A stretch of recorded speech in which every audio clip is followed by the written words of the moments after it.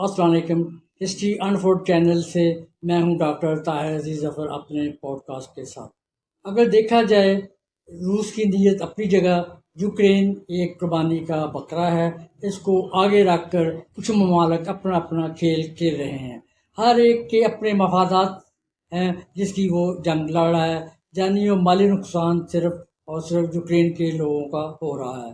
Ukraine مشرقی Europe کا ایک دوسرا سب سے بڑا ملک ہے، جس کی سرحدیں پولینڈ، بیلاروس، روس، مالدووا، رومانیہ، ہنگری اور سلوواکیہ سے ملتی ہیں۔ اس کا رقبہ تقریباً 6 لاکھ مربع کلومیٹر سے زائد ہے۔ بحر اسود اور بحر ازوف اس کے جنوبی کنارے پر واقع ہیں۔ دارالحکومت کیو اس کا دارالحکومت ہے، جو ملک کا سب سے بڑا اور تاریخی شہر ہے۔ بڑے شہروں میں خارکیو، اودیسیا اور لیویو ہیں۔ یہاں بڑے بڑے دریا ڈنیسٹر بہتے ہیں۔ کریمین پہاڑی سلسلے قدرتی خوبصورتی کو چار چاند لگاتے ہیں۔ آب و ہوا معتدل ہے، جس میں گرم گرمیاں اور سرد سردیاں ہوتی ہیں۔ یوکرین کی آبادی 40 ملین ہے، جس میں زیادہ تر یوکرینی نسل کے لوگ آباد ہیں۔ دیگر اقلیتوں میں روسی، بیلاروسی اور کریمیائی تاتار اور دیگر اقوام شامل ہیں۔ سرکاری زبان یوکرینی ہے، لیکن روسی بھی بڑے پیمانے پر بولی جاتی ہے۔ مذہب میں آرتھوڈاکس عیسائیت ہے۔ یوکرین اپنے تاریخی شہروں، قدیم قلعوں، شاندار گرجا گھروں، فطری خوبصورتی اور بحر اسود کے خوبصورت ساحلوں کی وجہ سے مشہور ہے۔ یہاں کا شہر کیو اپنی یورپی طرز تعمیر اور کیو اپنی تجارتی عمارتوں کی وجہ سے سیاحوں کا مرکز رہا ہے۔ چیرنوبل بھی ایک ان کا مشہور شہر ہے، جہاں دنیا کا سب سے بڑا جوہری حادثہ پیش آیا تھا۔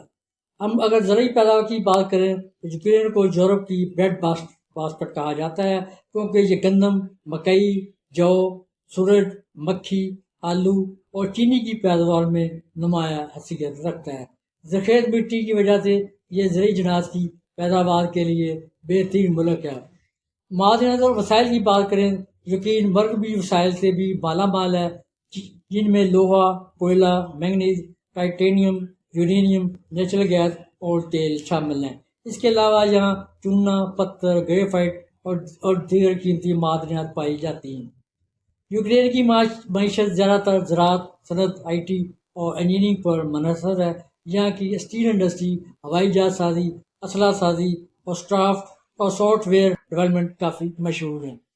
اگر ہم قدرتی وسائل پر بات کریں، یوکرین میں وسیع ذخیر زمین، جنگلات، دریائی نظام اور معدنی دولت موجود ہے، جو اسے ایک اہم معاشی ملک بناتی ہے۔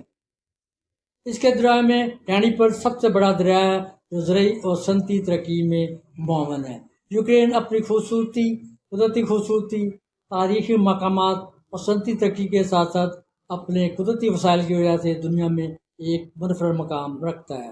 اگر ہم یوکرین کی تاریخ پر غور کریں تو یوکرین مشرقی یورپ کا ایک اہم ملک ہے، جس کی تاریخ قدیم زمانے سے شروع ہوتی ہے۔ یہ خطہ قدیم سلاوو قبیلوں کا گھر رہا ہے۔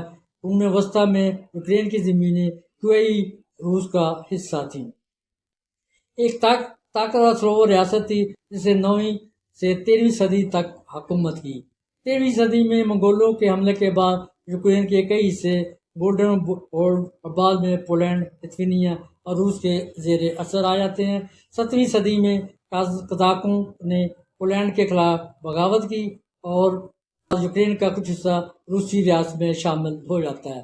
18ویں 19ویں صدی میں روسی سلطنت کا ایک اہم حصہ بنا رہا، لیکن یوکرینی زبان اور ثقافت پر پابندیاں لگا دی گئیں۔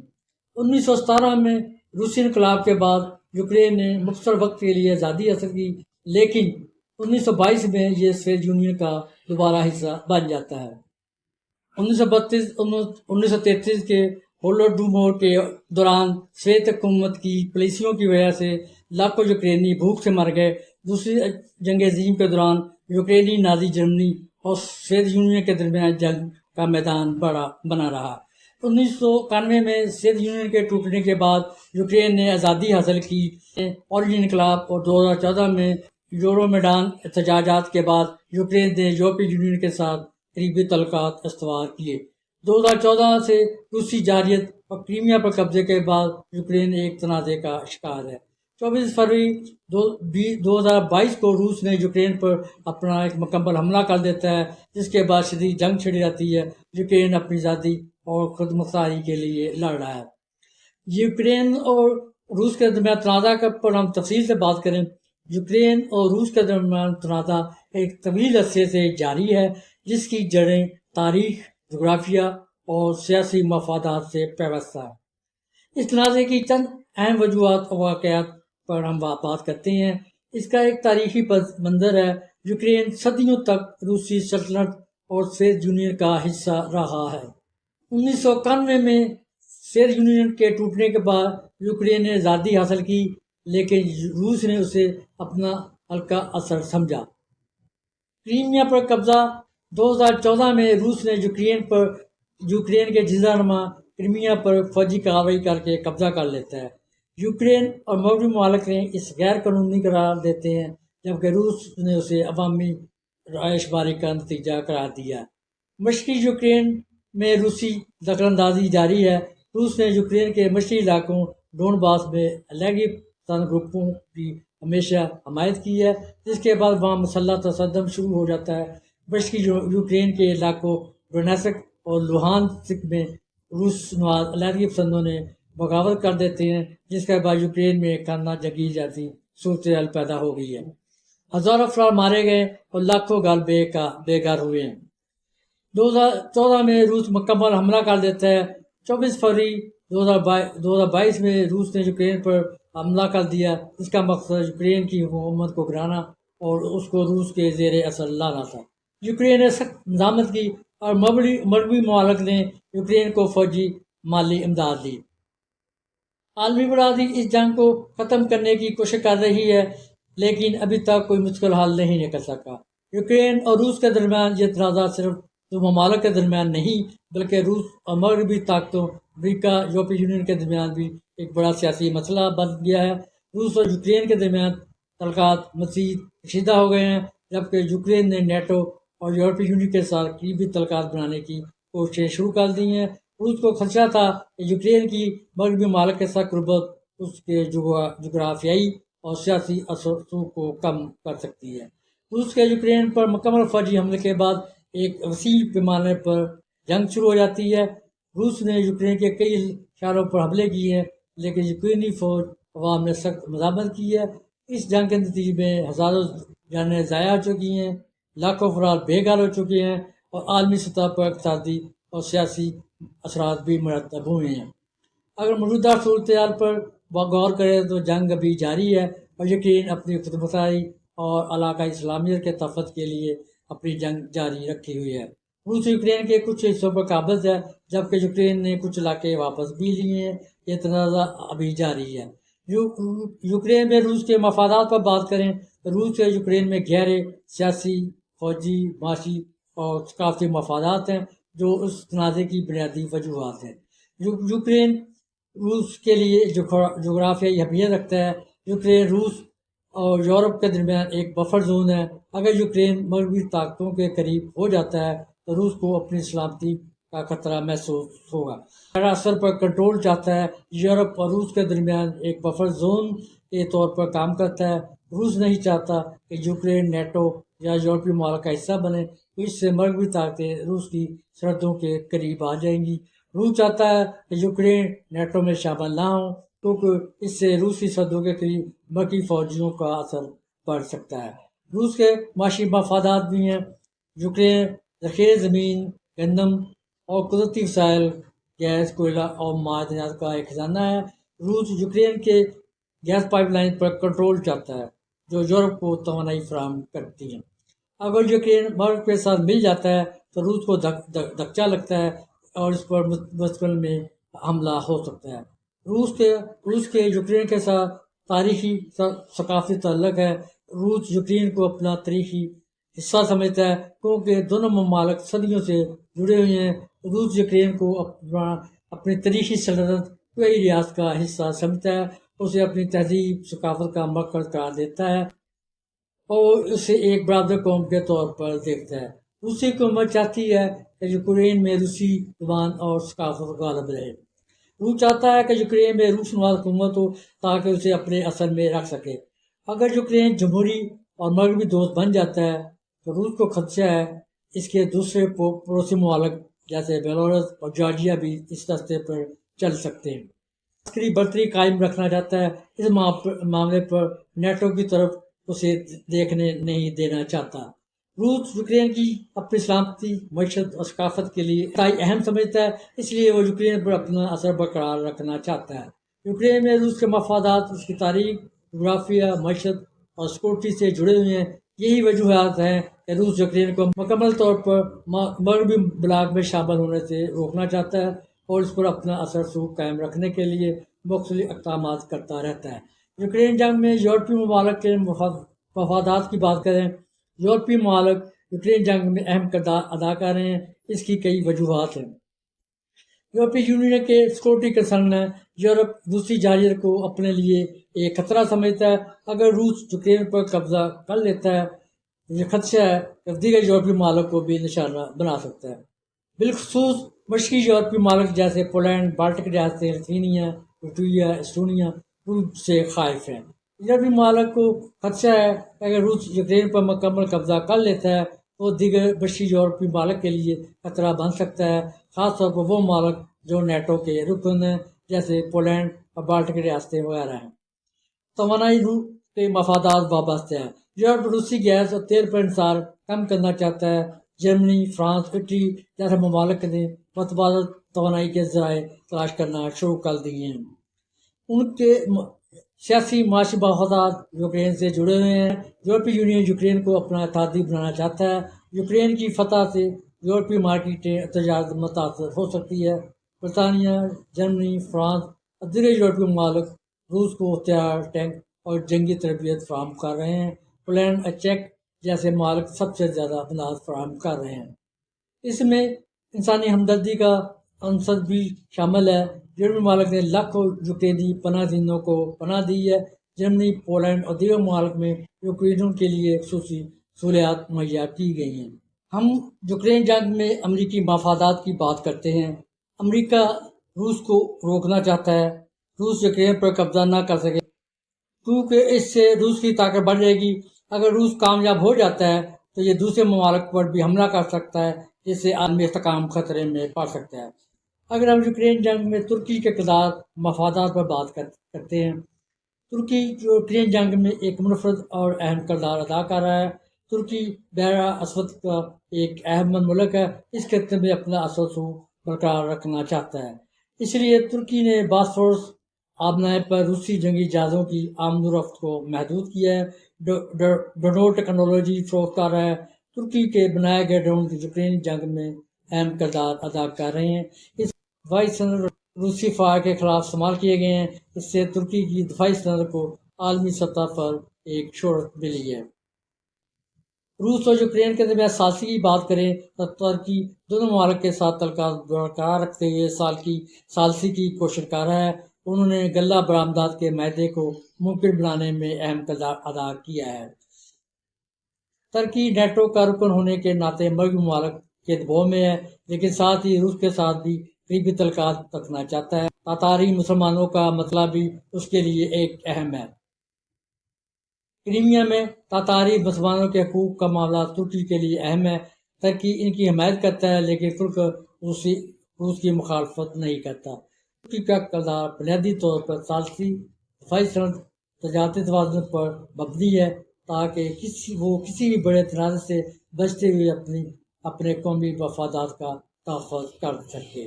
چین کے یوکرین جنگ میں ایک اپنے منفرد اور محتاط پالیسی کے رول پر بات کرتے ہیں۔ چین نے جنگ کو روس کی مجبوری قرار دیا لیکن کھل کر روس کی حمایت نہیں کی۔ وہ باقاعدہ طور پر امن مذاکرات کی بات کرتا ہے مگر عملی طور پر روس کو خاموشی سے سپورٹ کرتا ہے، روس کو خفیہ امداد فراہم کرتا ہے۔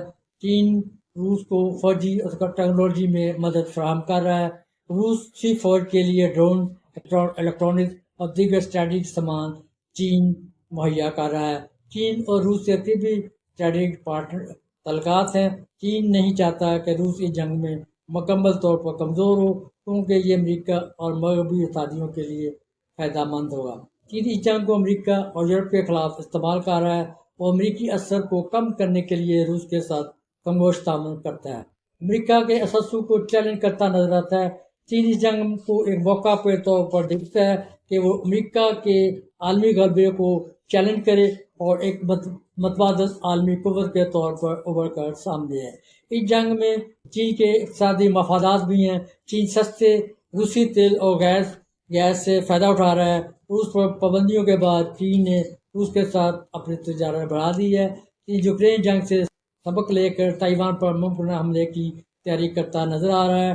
वो देखना चाहता है कि मगरब यूक्रेन की किस हद तक मदद करता है ताकि वो ताइवान के मामले में अंदाजे लगा सके। मगरबी पाबंदियों से फ़ायदा उठाते हुए रूस पर मगरबी पाबंदियों के बाद चीन को सस्ता रूसी तेल, गैस और दीगर वसाइल मिल रहे हैं, जिससे चीन की मईशत को फ़ायदा हो रहा है। तजारती तवाज़ुन बरकरार रखना मकसूद है। चीन के यूक्रेन के साथ भी अच्छे तजारती तल्लुकात हैं, ख़ासतौर पर ज़रूरी जनाज और टेक्नोलॉजी के शोबे में। इसलिए मुकम्मल तौर पर वो किसी एक फ्री की हमायत करता नजर नहीं आता। सऊदी अरब ने यूक्रेन जंग में सालसी का किरदार अदा करने की कोशिश की है, जिसके पीछे कई अहम मफादात और हिकमत अमलियाँ शामिल हैं। सऊदी अरब क्यों अमन की कोशिश कर रहा है? अगर हम इस पर बात करें तो हम देखते हैं कि सऊदी अरब मुस्लिम दुनिया और खलीजी रियासतों में अपना असर सूख बढ़ाना चाहता है। यूक्रेन जैसे गैर मुस्लिम तनाज़े में सालत संभाल कर अपने बैन-अल-अक़वामी अहमियत साबित करना चाहता है। जंग ने तेल की कीमतों को अताश शो का शिकार बनाया है। सऊदी अरब चाहता है कि माशी अदम इस्तेहकाम खत्म हो ताकि उसके तेल की बरामदात मुतासर ना हो। सऊदी अरब न सिर्फ अमेरिका का तादी है बल्कि रूस के साथ भी उसके तल्लुकात हैं। वो दोनों ताकतों के दरमियान टकराव कम करके अपने मफादात को तहफ़्फ़ुज़ देना चाहता है। चीन सऊदी अरब का अहम तजारती पार्टनर है जो रूस का भी हलीफ है। सऊदी अरब चाहता है कि चीन की मदद से मुज़ाकरात को फ़रोग़ मिले। सऊदी अरब कामयाब हो सकता है। इस पर अगर बात करें तो हम देखते हैं मुसलसल पहलू को नज़र में रखें। सऊदी अरब के पास माली असर और तेल की ताकत है, जिसकी वजह से रूस और मगरब इसकी बात सुन सकते हैं। अगर रुकावटों की बात करें तो हम देखते हैं जब तक रूस और अमेरिका अपने मफादात पर डटे हुए हैं, सऊदी अरब का किरदार महदूद रहेगा। हालिया कामयाबी पर बात करें, सऊदी अरब ने कैदियों की रिहाई के मामले में कामयाबी हासिल की है, जो कि अच्छी शुरुआत साबित हो सकती है। सऊदी अरब कुछ हद तक कामयाब हो सकता है, लेकिन हकीकी अमन तब भी कायम होगा जब रूस और यूक्रेन खुद फैसला करेंगे। फिलहाल सऊदी अरब अपनी बैन-अल-अक़वामी अहमियत बढ़ाने में कामयाब रहा है। ट्रंप और पुतिन के दोस्ताना तल्लुकात का इस जंग पर असर पर बात करें। ट्रंप और पुतिन के करीबी तल्लुकात यूक्रेन जंग पर किस तरह असरअंदाज हो सकते हैं, इसके पर हम बात करते हैं। जंग को ख़त्म करने की ये कोशिश हो सकती है। ट्रंप ने अक्सर जंग जीतने की बजाय अमन की बात की है। जो वो यूक्रेन को मफाहमत पर मजबूर कर सकते हैं, चाहे इसके लिए कुछ इलाके रूस के हवाले करने पड़ें। यूक्रेन को अमेरिकी इमदाद में कमी कर सकते हैं, जिससे यूक्रेन की मज़ामत कमज़ोर पड़ सकती है। यूक्रेन को दी जाने वाली अमेरिकी और फौजी माली इमदाद पर तनकीद कर चुके हैं। इनका ख्याल है कि यूरोप को खुद यूक्रेनी इमदाद की मदद करनी चाहिए।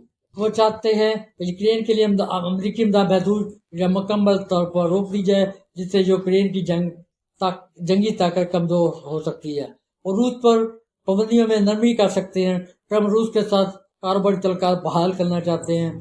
तेल और गैस की तजारत बढ़ाकर रूस पर दबाव कम कर सकते हैं। नेटो को कमज़ोर करने की कोशिश कर सकते हैं। ट्रंप नेटो ममालिक पर तनकीद करते रहते हैं। अगर वो नेटो की हमायत कम करते हैं तो रूस को यूक्रेन पर ज़्यादा दबाव डालने का मौका मिल सकता है, जहाँ ताकि इस तरह से अमेरिका के निकलने की भी धमकी दे चुके हैं। अगर अमेरिका नेटो में अपनी पोजीशन कमज़ोर करता है, इससे यूरोप में रूस के खिलाफ दफाई इत्तेहाद मुतासर हो सकता है, जो रूस के लिए फ़ायदेमंद होगा।